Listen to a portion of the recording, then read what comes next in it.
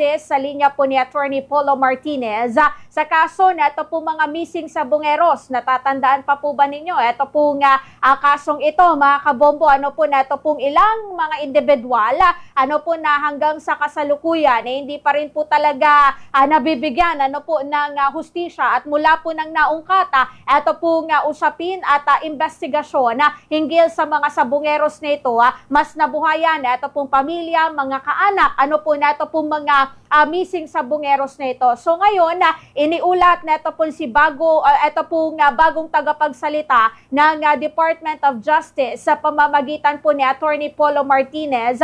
Kahapon lamang po yan, araw po ng Martes, na 887 na mga human bones ito pong na-recover mula po sa Taal Lake at maging sa kalapit na lugar sa gitna po ng investigasyon sa kaso na ito pong mga nawawalang sabongero.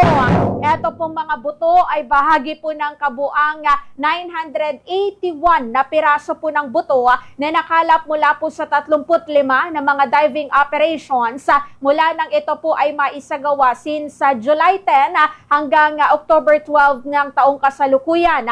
At sa ngayon ay isinasailalim pa po sa DNA testing ito po mga labi upang matukoy kung kabilang nga ba ang mga ito sa mga sabongero ano po na iniulat na keso'y dinukot at pinaslang saka itinapon na rin po dyan. Ito pong paghahanap ay sinagawa matapos naman po ito pong pahayag kung matandaan po ninyo ng isa pong whistleblower na si Dondon Patidongan na mahigit 100 sabongero ang umano'y itinapon sa naturang lawa. Narito pakinggan at panoorin po ninyo mga kabombo. Ito pong bahagi po ng pahayag ng tagapagsalita ng Department of Justice sa pamamagitan ni Attorney Polo Martinez. Yeah, we are to report that in the case of PNP CIDG versus Charlie Chuhay Ang, aka Atong Ang, the department officially reports that the case is now submitted for resolution.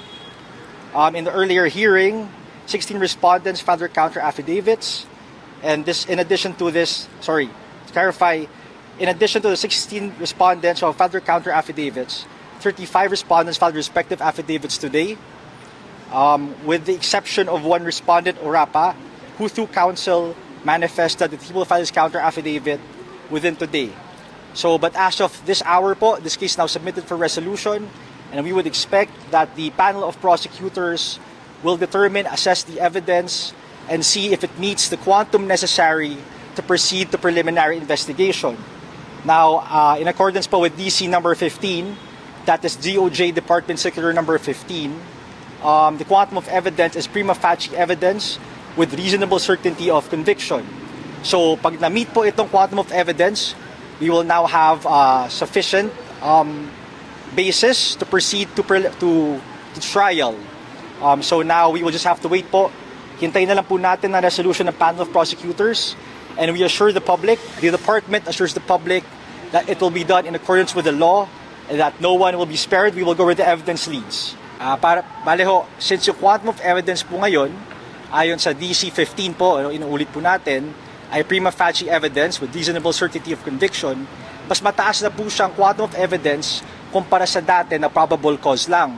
Ibig po sabihin nito, na magpunta natin sa court or sa hukuman, masisigurado po natin na yung ebidensya ay sapat na para ituloy ang kaso at managot ang kailangan mga managot.